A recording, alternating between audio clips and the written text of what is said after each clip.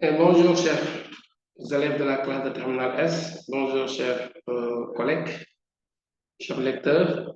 Et ici, on va essayer de commencer la correction de l'exercice numéro 6 de la série Réaction nucléaire proposée en Terminal S. C'était un exercice extrait du bac de 2023, session de remplacement, c'est-à-dire l'épreuve qui se déroule en octobre. Hein. Voilà, pour ceux qui ont raté le bac en juillet, donc pour l'épreuve maintenant, il y avait réaction nucléaire de l'année dernière. Il dit l'élément polonium, le numéro atomique Z égale 84 a été découvert par les physiciens Pierre et Marie Curie. Il possède plusieurs isotopes, presque tous radioactifs. L'un de ces isotopes naturels le plus abondant comportant 126 neutrons et est très volatile, ce qui explique sa radiotoxicité élevée. Première question, définir la radioactivité, donner la composition du noyau polonium le plus abondant des isotopes. C'est ça la première question. Donner la définition de la radioactivité. Alors,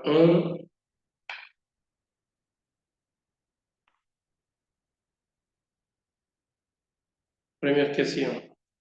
Alors, la radioactivité, on peut proposer une définition, vous pouvez aussi en avoir d'autres, mais l'essentiel, c'est d'avoir les mots-clés dedans et de formuler une bonne phrase. Nous, on peut dire ici que la radioactivité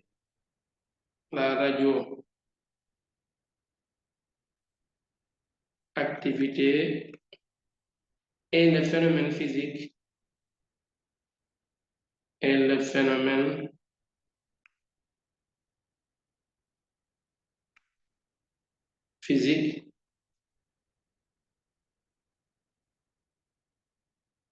la radioactivité est le phénomène physique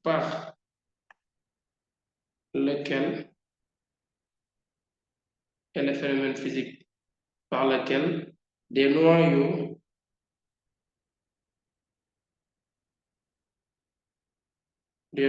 instables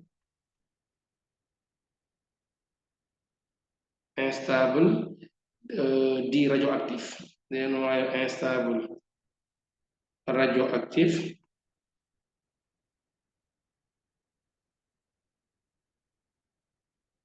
Des noyaux instables radioactifs se transforment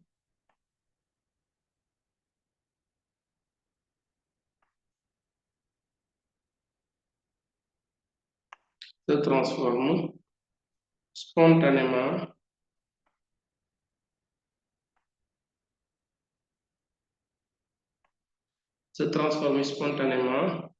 en d'autres noyaux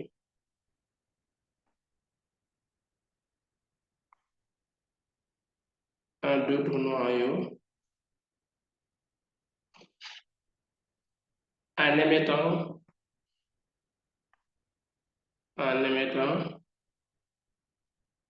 simultanément des particules.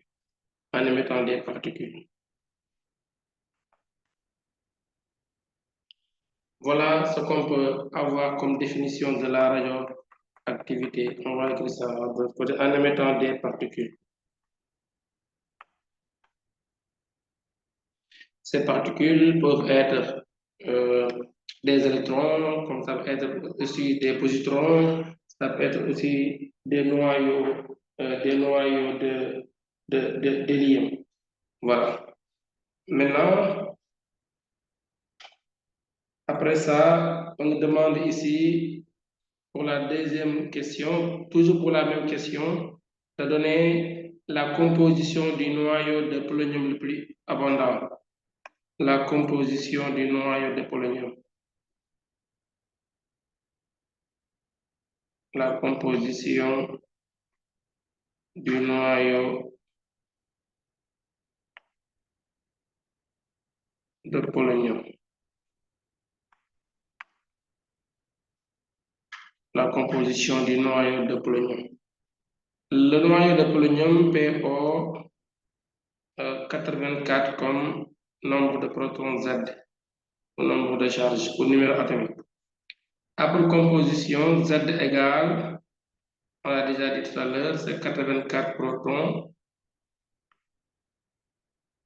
Et le texte nous dit que ce noyau a 126 neutrons. Donc N égale A, c'est pas, on n'a pas besoin de calculer, c'est déjà donné dans le document. C'est là, donc, il dit ici qu'il a comportant 126 neutrons. Donc, on va juste prendre cette valeur. Sinon, s'il m'a donné le nombre de masses, je vais calculer comme les autres exercices. 126 neutrons. Voilà le noyau de polonium, c'est constituant. Alors, pour la question numéro 2, 5.2, là c'était la question 5.1.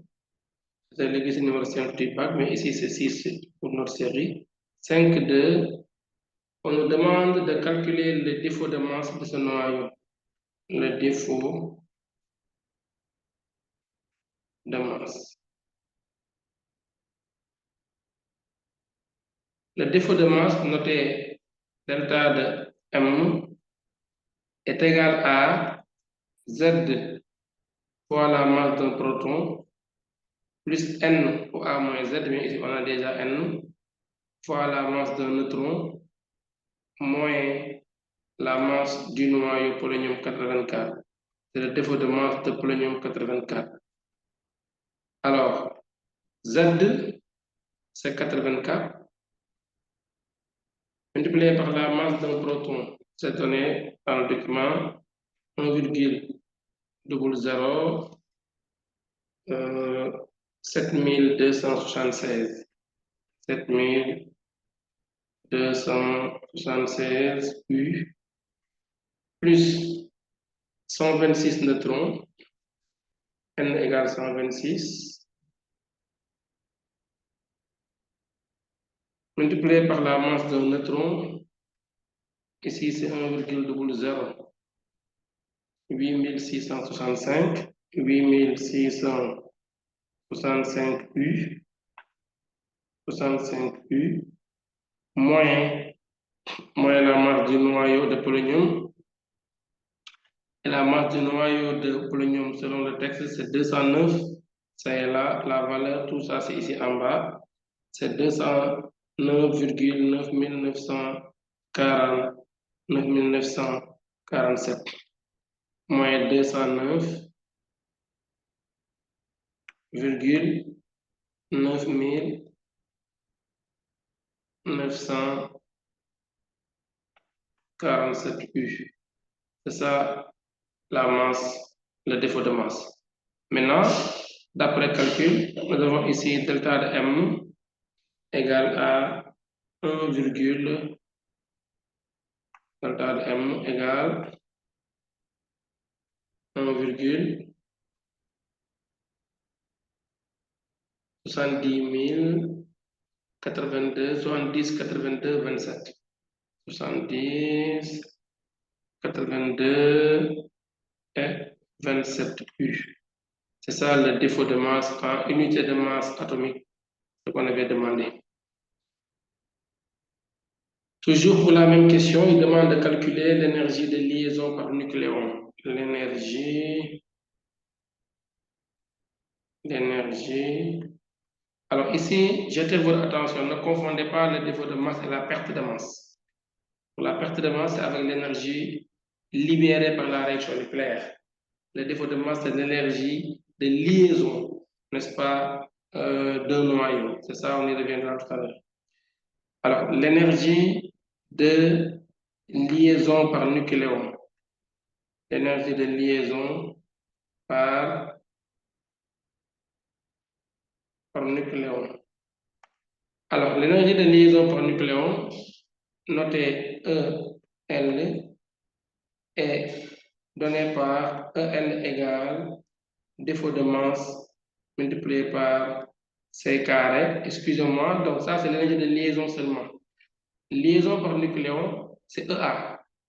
Donc, on y revient un peu, attendez. Donc, on va dire ici, l'énergie de liaison par nucléon notée EA est défini par EA égale énergie de liaison du noyau divisé par le nombre de masses grand A, avec EL égale l'énergie de liaison seulement, c'est delta de M multiplié par C carré. L'énergie de liaison, c'est l'énergie qu'il faut fournir à un noyau pour le séparer en ses nucléons. Et sa formule, c'est comme ça.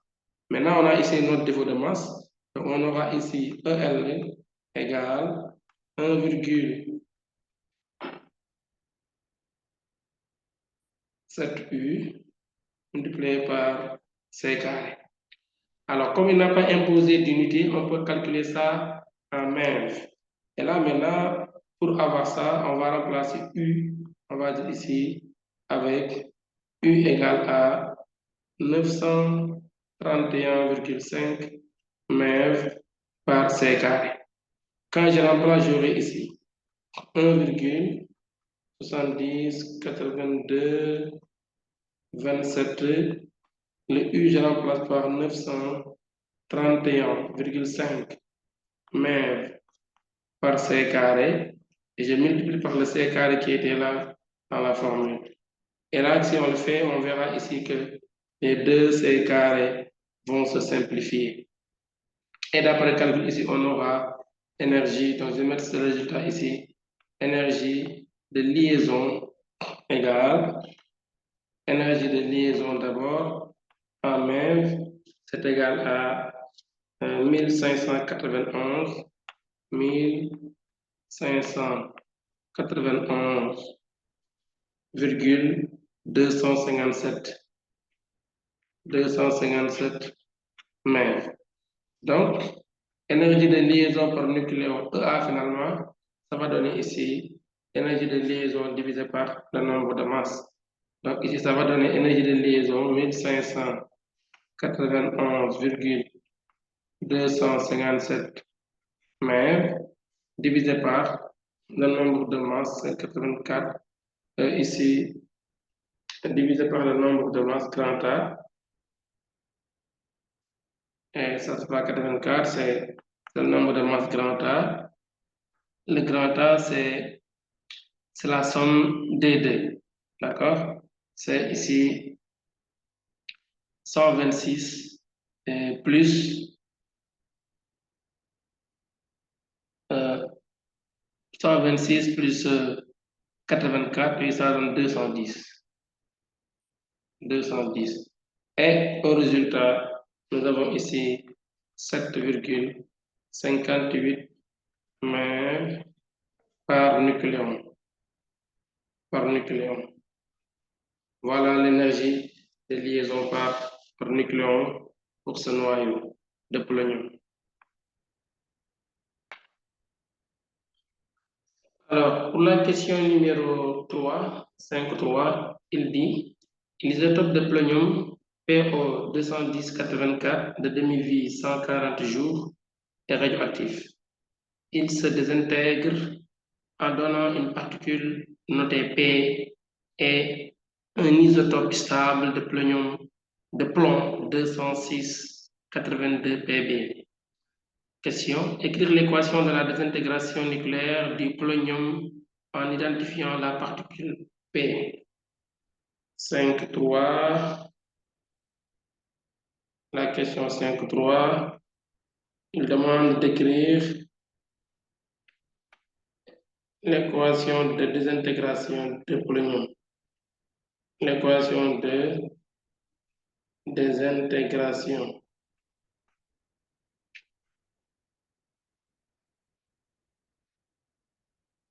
L'équation de désintégration de polonium PO 210-84. Alors, c'est une désintégration. Il dit, il avait dit que tout à l'heure, isotope naturel le plus abondant est très volatile, exprime. Voilà. Donc, c'est une réaction de désintégration, tout court. On ne connaît pas pour l'instant, il s'agit de quel type de désintégration. est-ce que c'est alpha, est-ce que c'est bêta plus, ou est-ce que c'est bêta moins, tout ça, on ne connaît pas. Maintenant, par prudence, on va juste écrire l'équation avec P comme il l'a donné. Puis maintenant, c'est la nature de P, n'est-ce pas, la particule obtenue P, qui me permet de dire de quelle désintégration il s'agit.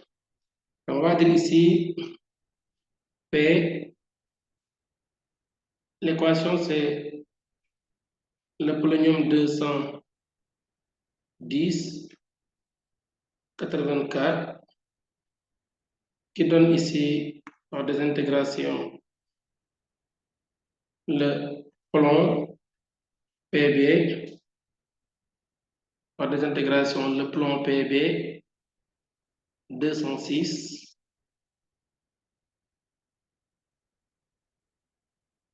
82 plus une particule notée P.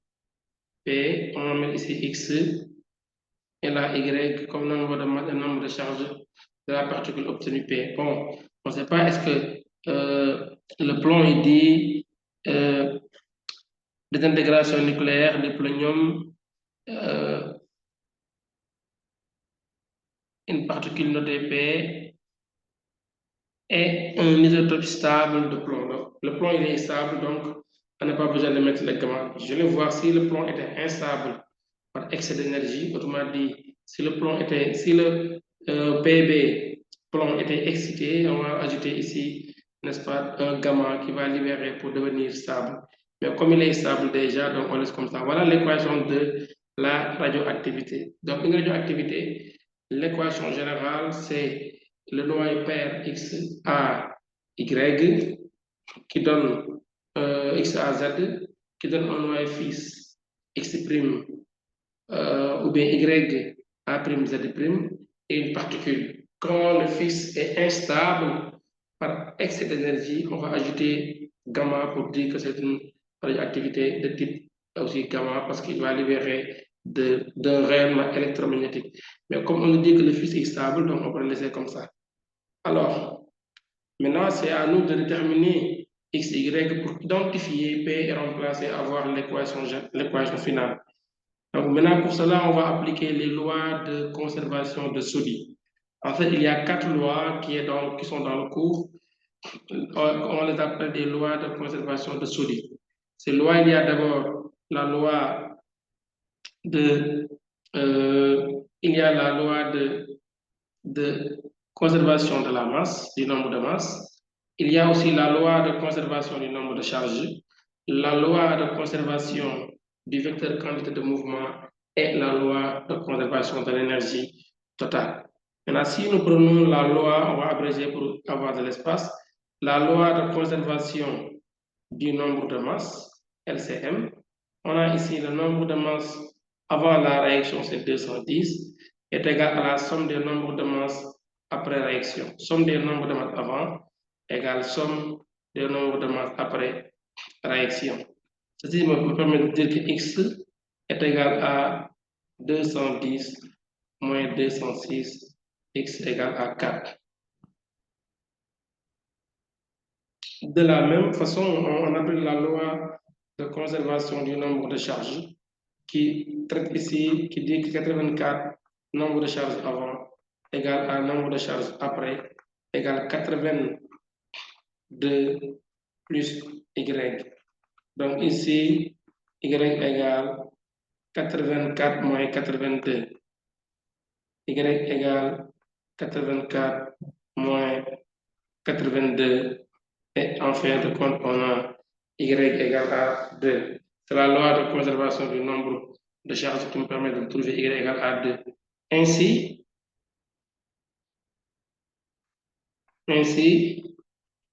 la particule P, ainsi, P, la particule est P égale, ici on a P 4, 2.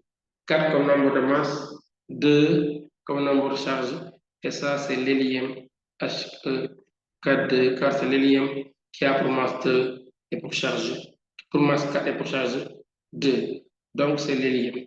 Quand c'est l'hélium, donc ça veut dire que la désintégration est de type alpha. Donc, c'est le noyau d'hélium. C'est le noyau d'hélium. Donc, toute désintégration radioactive qui libère de l'hélium est appelée équation de type alpha. Donc, il m'avait demandé en 5.3, on va relire la question, écrire l'équation de la désintégration nucléaire en identifiant la particule P. Donc, P, c'est l'hélium. L'équation devient alors le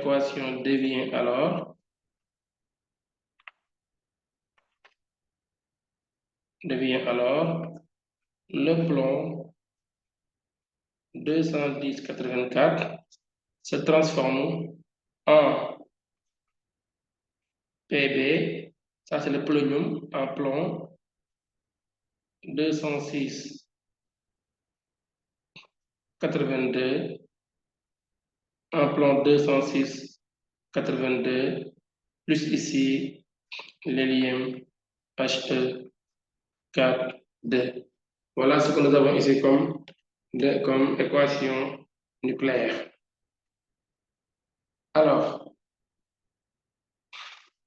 après maintenant ça, il demande en 5.4, il nous dit on étudie un échantillon de l'isotope polonium 210 de masse M0,1 g à la date initiale T0. Calculer l'énergie libérée en joules par la désintégration de cet échantillon de masse M. Énergie libérée en joules. L'énergie libérée en joules.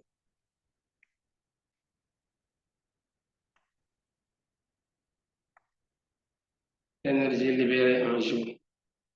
Donc ici, on a énergie libérée égale delta de M multiplié par C carré.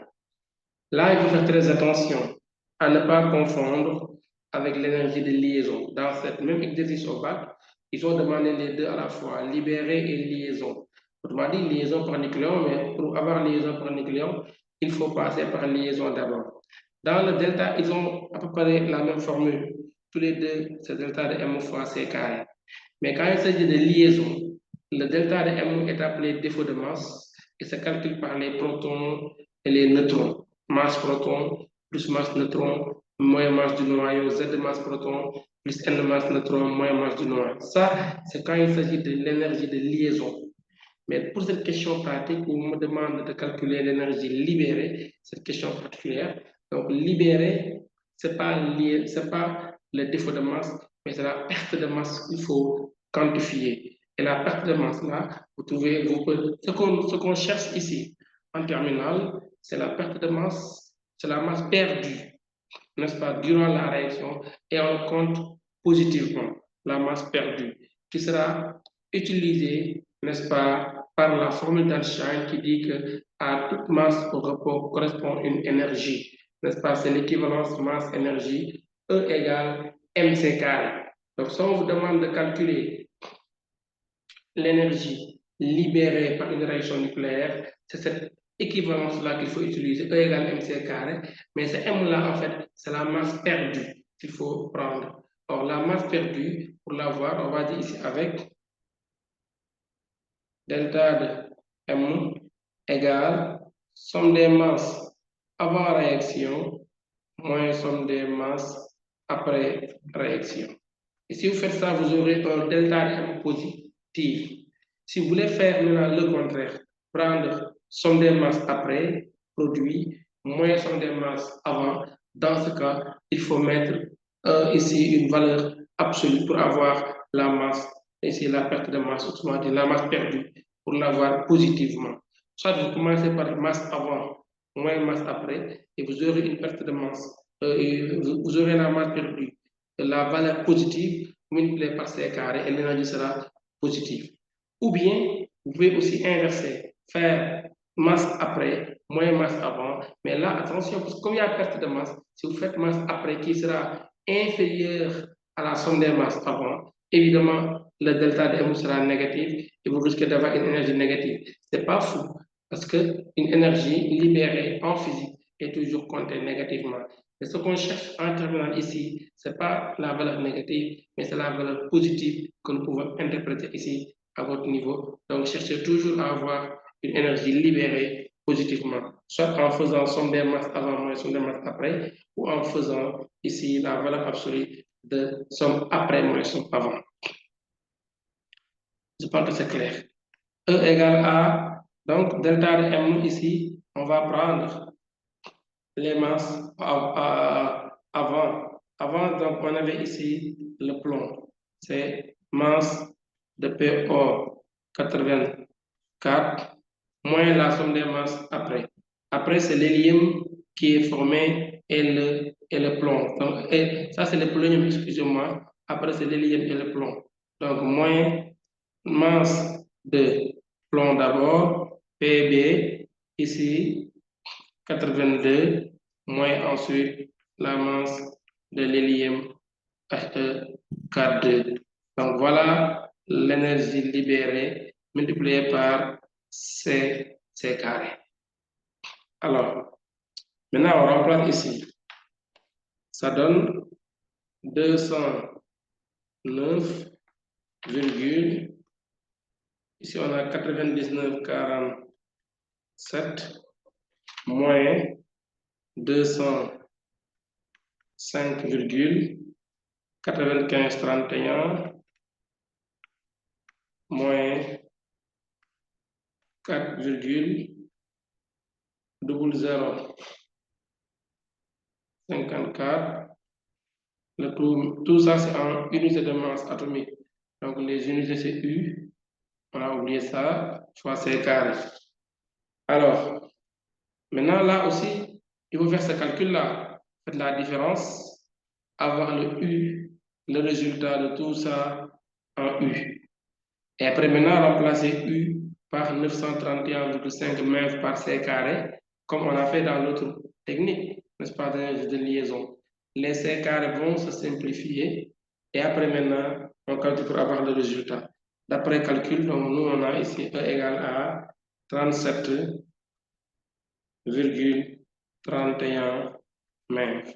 Voilà donc ce qu'il faut avoir d'après ce calcul-là. Vous pouvez reprendre le calcul, faire ce calcul-là, tout ça, ce qui est dans le crochet, en U, remplacer U par 931,5 mètres par C carré, éliminer les C carrés et avoir un résultat. Alors maintenant, après ça, 5,4, ça c'était 5,4,1. Calculer l'énergie. Mais attention, cette énergie-là, ce n'est pas l'énergie qu'il demande. Ça, c'est l'énergie libérée par un atome. C'est pour un atome, pour la désintégration d'un noyau, pour un noyau seulement. Pour un noyau, n'est-ce pas, de plomb.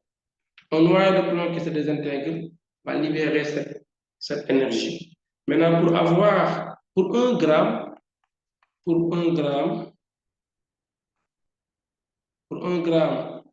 de plomb, là, il faut calculer le nombre de noyaux. Donc ici, on a masse sur masse molaire égale à nombre de noyaux sur le nombre d'Avogadro Na. Donc cela veut dire que le nombre de noyaux, grand N, égale à masse multiplié par nombre d'Avogadro sur la masse molaire. C'est ça le nombre de noyaux. Alors, maintenant, donc ici finalement, énergie libérée par 1 gramme égale à masse fois nombre d'Avogadro sur le nombre sur la masse molaire. Ici, on compte aussi grand A, multiplié par l'énergie, ça c'est le nombre de noyaux, multiplié par l'énergie libérée par un noyau qui est égal à 37,31 mètres. Voilà comment on calcule le nombre de noyaux fois énergie d'un noyau. Et si on fait le calcul, on va trouver ici 1,069 10 puissance 23. Voyez comment c'est différent avec ça. Donc ici, E égale à 1,069 69, on va mettre ça au propre. Donc ici, égal à 1,069 10 puissance 23 MeV. Voilà la valeur de l'énergie libérée par 1 gramme, n'est-ce pas, du noyau de polonium désintégré. Alors, on pouvait aussi l'avoir en joule en divisant par 1,6 10 puissance moins 10 puissance, en multipliant par 1,6 10 puissance moins 19, parce que 1 joule, c'est 1,6 10 puissance moins 19, n'est-ce pas? 1 mètre, excusez-moi, c'est moins 13. Voilà, c'est R qui est moins 19. Donc, vous multipliez par 1,6 10 puissance moins 13, ça va vous donner ici 6,7 10 puissance 9 joules. Voilà, c'est ça. Donc, soit en R, en mètre, n'est-ce pas, ou en joule.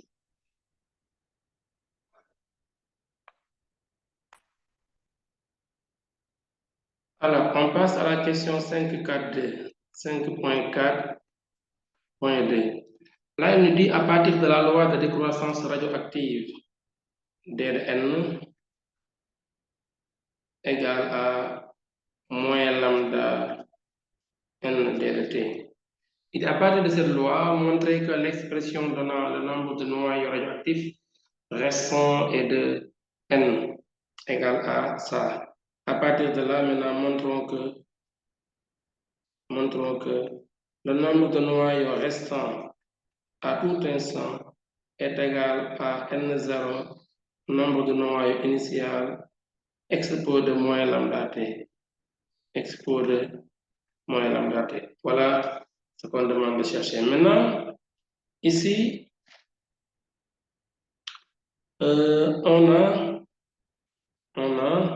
on part de la loi donnée, on a d de n égale moins lambda n d de t. Alors, divisons par n, d de n sur n égale moins lambda d de t. Après cela, maintenant, on va appliquer l'intégrale pour la primitive, si vous voulez. La primitive de d de n sur n égale à moins primitive de lambda d de t. Au moins lambda primitive de d de t. Alors, primitive d'une fonction d'une fonction u' de x sur u de x, c'est ln de u de x. Donc, ceci permet de dire que ln de n égale, ça c'est la primitive de ça, c'est ln de n, parce que la dérivée de ln de n, c'est u', ln de u, c'est u' sur u. Donc, la primitive de u' sur u, c'est ln de u avec u égale n. Primitive de lambda t, c'est moins lambda t, c'est égal à moins lambda drt, donc c'est moins lambda fois t, et une primitive, il y a tout le temps une constante additive. Maintenant, essayons de trouver la constante, déterminons la constante. Alors, le texte nous dit qu'à t égale 0, le nombre de noyaux restants était n0. Donc, on va dire maintenant si t égale 0, alors n égale à n0. Cela veut dire quoi? Cela veut dire que ln de n0 égale à 0t par 0 plus la constante c. Donc la constante de la primitive c, ce n'est rien d'autre que ln de n0. Maintenant, en remplaçant c par ici, la constante par sa valeur, donc ceci nous donne ln de n égale moins lambda t plus ln de n0. Alors, on transpose ici, ça va donner ln de n moins ln de n0 égale à moins lambda t. Moins lambda t. T. Alors, ln de n moins ln de n0, c'est ln de n divisé par n0 égale à moins lambda t. Maintenant, pour accéder à n sur n0, on va appliquer l'exponentielle puisque n d'A égale B, A égale expo de B. Donc, cela veut dire que n divisé par n0 égale à expo de moins lambda t. Donc, ça permet de dire que n de t, c'est n égale à n0 expo de moins lambda t. Donc, d'où la relation demandée. Le nombre de noyaux restant à tout instant est égal au nombre de noyaux initial fois exponentielle de moins lambda t.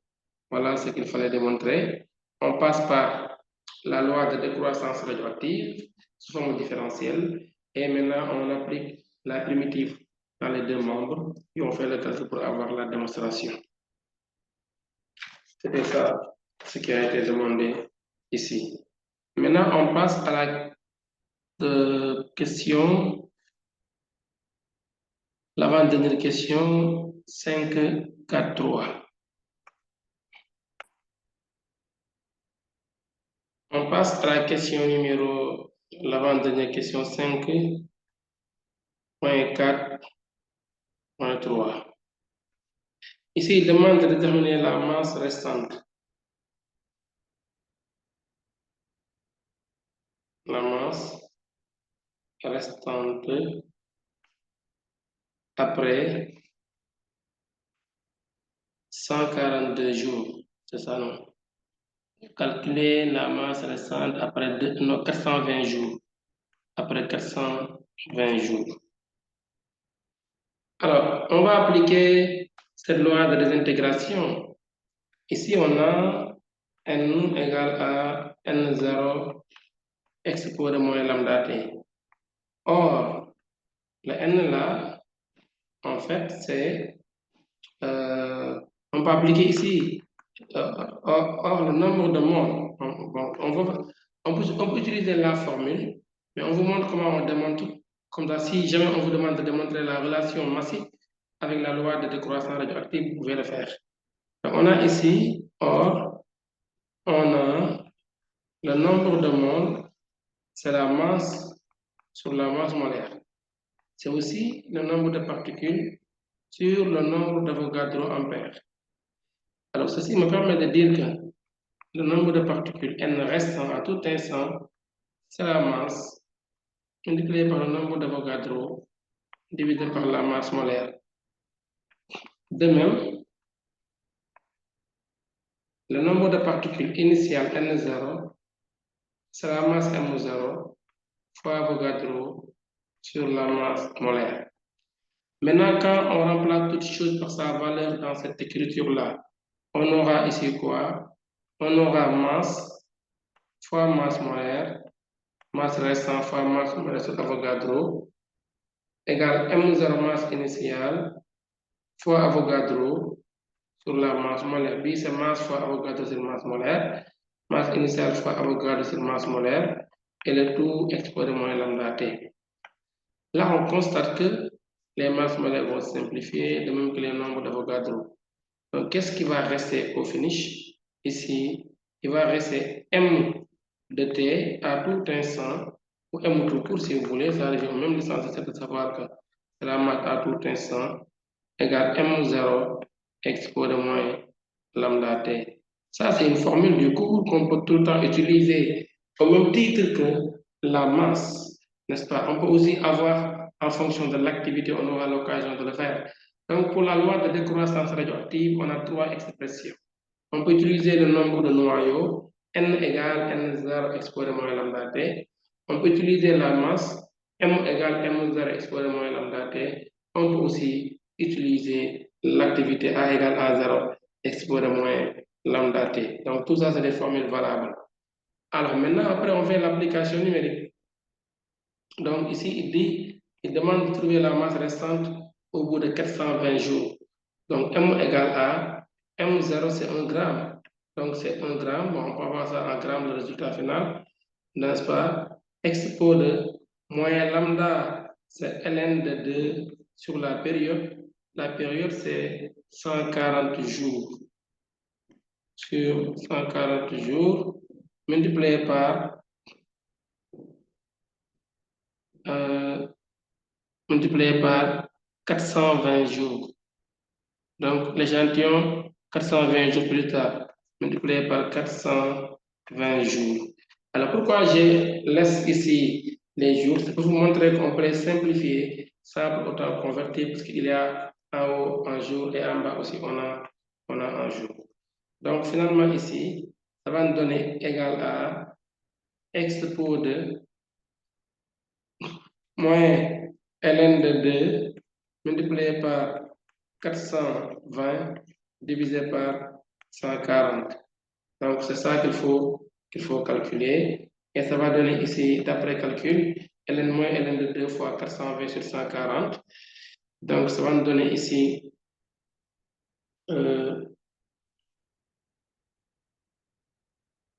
0, d'après nos calculs, 125 grammes. 0,125 grammes. Voilà la masse restante, n'est-ce pas, à tout instant. Après cela, maintenant, on va avoir ici la masse. Il demande après de trouver la masse désintégrée, après la masse restante. Le pourcentage de la masse désintégrée. Donc, pourcentage égal de la masse désintégrée, pourcentage de M désintégré, sur la même question. Pourcentage de M désintégré égale masse désintégrée sur masse initiale multiplié par 100. C'est ça le pourcentage massif, effectivement.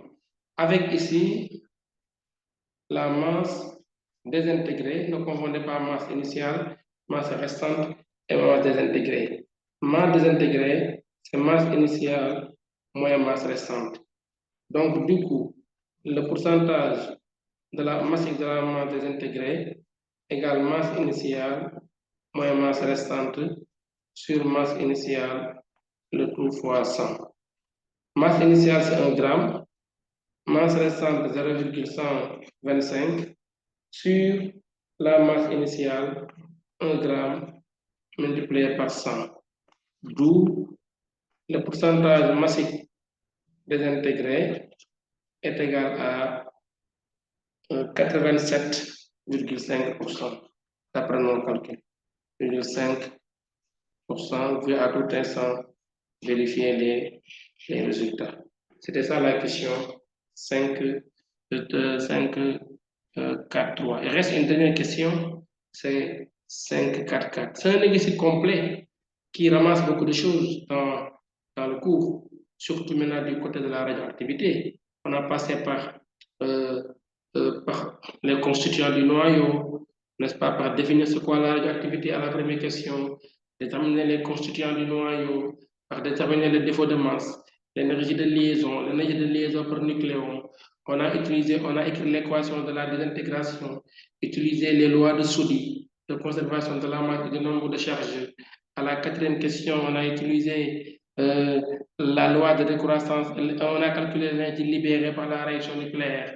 Puis 5, 4, 2, on a calculé, on a fait la démonstration de la loi de décroissance qu'on a utilisée. Après maintenant, pour avoir aussi la relation massive de la loi de décroissance. Et là, nous sommes maintenant ici. On a aussi calculé la masse restante en utilisant cette loi, l'application de la loi de décroissance. Et nous sommes à la dernière question pour avoir ici l'activité.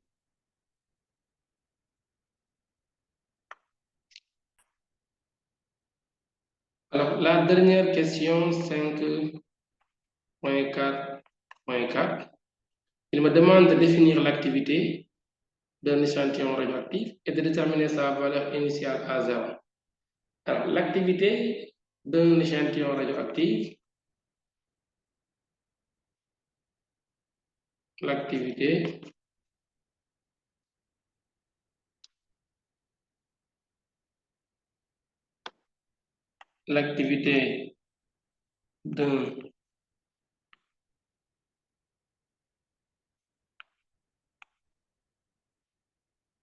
d'un échantillon radioactif et le nombre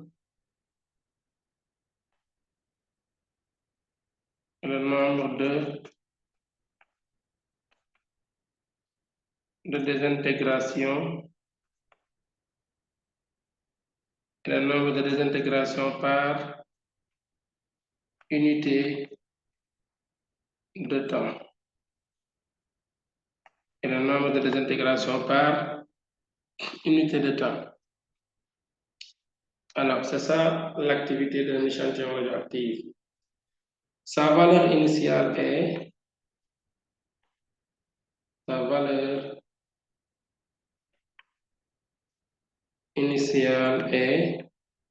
2.A0 égale lambda fois N0. Avec lambda égale à ln de 2 sur la période, ln de 2 sur la période, multiplié par N0. N0, on avait dit tout à l'heure que c'est où N0 égale M0 fois le nombre d'Avogadro sur la masse molaire qui est représentée ici par grand A. Donc, du coup, l'activité A0 égale ln de 2 sur la période multiplié par la masse M0 multiplié par le nombre d'Avogadro divisé par grand A ou la masse molaire ici. Maintenant, on remplace ln de 2, la période. Alors là, je vous avais dit, il faut convertir la période en secondes parce qu'il n'y a pas en haut quelque chose qui peut simplifier le temps qui est en bas. Donc, dans ce cas-là, il faut convertir. Mais quand c'est dans l'exponentielle où il y a en haut et en bas période, là, on peut laisser en jour ou en année parce que les deux temps vont se simplifier. Mais quand c'est avec activité à zéro comme ça, on doit calculer avec ln de 2 seulement sur la période. Donc, dans ce cas, il n'y a pas de grandeur ici temporelle qui peut simplifier la durée qui est là. Donc, il faut convertir, n'est-ce pas? La période, les 140 jours en secondes, car c'est l'unité internationale. Donc, un jour, c'est 24 heures. Une heure, c'est 60 minutes. Une minute, c'est 60 secondes. Voilà la conversion jour, heure, minute, seconde. Voilà. Et là, maintenant, on va écrire ça ici. A0 égale, d'abord, ln de 2 sur la période. Là, on a dit tout à l'heure 140 fois 24 heures fois 60 minutes fois 60 secondes. Maintenant, après, multiplié par la masse M0. Alors, on peut laisser ici en grammes parce que la masse molaire aussi est exprimée en grammes par mol. Donc, on aura ici 1 gramme multiplié par Avogadro 6,02 10 puissance 23 divisé par la masse molaire. Ici, c'est 210 grammes par mol. Et résultat final, 1,64. 10 puissance 14 becquerel. Becquerel, c'est BQ. 10 puissance 14 becquerel. Voilà l'activité que nous avons ici. Voilà, c'était ça, ce qui a été proposé au bac de 2023 à la session de remplacement. Merci de votre attention et bonne compréhension. Si vous avez des questions, des manques de compréhension, vous pouvez les poser dans les commentaires. On sera là pour vous répondre. Merci.